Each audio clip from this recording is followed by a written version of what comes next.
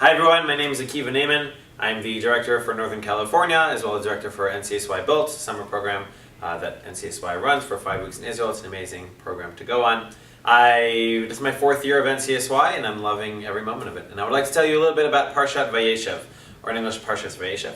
And Parshat Vayeishev begins with Vayeishev Yaakov be'eretz Migurei Aviv be'eretz Canaan. Yaakov dwelled or sat Yaakov be'eretz Migurei Aviv in the land of where his father sat, or his forefather sat, or something along those lines. Be'eretz Canaan, the land of Canaan. So the question that the Kli Yakar brings up, he says, the words Vayeshev and Vayagar in English in an art school might be the same thing. He dwelled in this land called Canaan, when the dwelling place of his forefathers. But really, he should have said Vayeshev Yaakov be'eretz Yeshivat Aviv, and using the same verb in Hebrew, or Vayagar Yaakov be'eretz Migurei Aviv. Why does it change up the word from being Vayeshev to Vayagar? What's the different connotation that Vayeshev might tell us and teach us than Vayagar would? And he brings in an amazing chiddush, something that Rashi actually alludes to on this pasuk. Rashi says that the tzaddikim, that Yaakov was BK Shalva. He was requesting to sit in this world, to live in this world in a sense of peace and harmony. The Rashi continues to says, because he did that, miyad kafatz alav ragzo shel Yosef. The whole event of Yosef happened to Yaakov because of something that Yaakov is doing in this pasuk, some type of shalva, some type of harmony or well-being, seemingly, that Yaakov is requesting. So what's really going on here? And the Kli Yakar answers like this.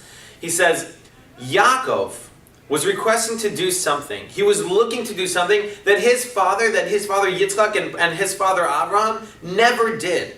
The term Vayagar, to dwell or to live somewhere, comes from the root of the word ger, someone who's a stranger.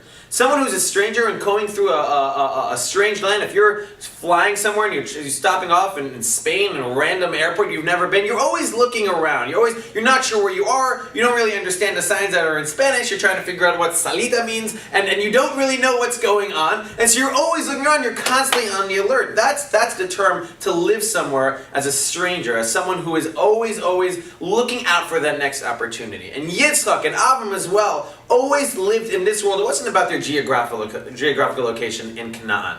It was about living in this world with a mindset of I'm always on. I'm here on a mission.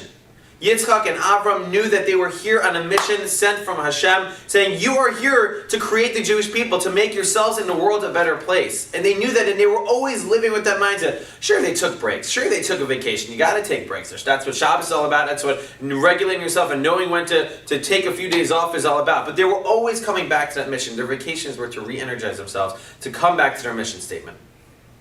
And Yaakov tried to do something that Yitzchak and Avram never did. He tried to do Vayeishev. Vayeishev Yaakov be'eretz Migurei Aviv. He tried to make a permanent dwelling place in a place that his father never did. His father would live in this world as a ger. Yaakov said, you know what? I've had a hard life. Dinah had just gotten abducted. He had just had to meet his brother with 400 soldiers. He had to lie to his father and run away and work for many years with someone who was constantly cheating him. He had a really hard life. And Yaakov said, you know what? I can't take this anymore. It's really hard. I've done a lot of really good stuff. Am I not good enough the way I am? I need shalva. I want out of this mission statement. I need to take a step back.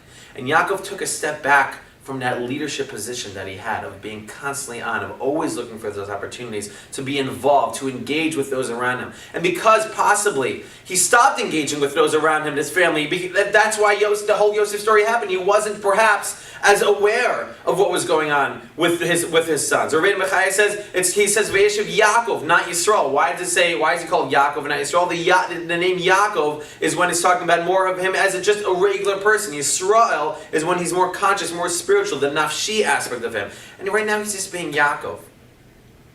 This was the mindset and the mistake, perhaps, that Yaakov is making in this beginning pasuk of Vayeishev. And I think something that we can all learn from this is a lesson about leadership.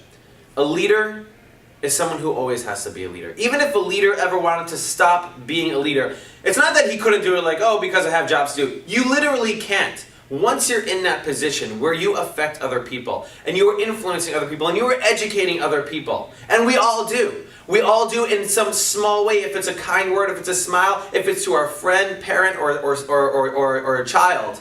We're always a leader in some way, shape, or form. And we can never take that step back because people will always be looking to us. Because we are in a position whether we like it or not. And Yaakov tried to take that step back. Miyad kafatz lev ragzol shel Yosef. The entire event of Yosef having to be the conflict between him and his brothers, and him having to be sold and going down to Egypt, and the ensuing parshas that happened after this, all had to happen because Yaakov needed to learn this concept of once a leader, always a leader. So hopefully us learning these words of Torah can embrace this fact and can embrace this idea of leadership, that we all have a massive influence on everyone around us, and we can continue embracing that idea and being stronger and better leaders for Klal Yisrael. Have a great Shabbos.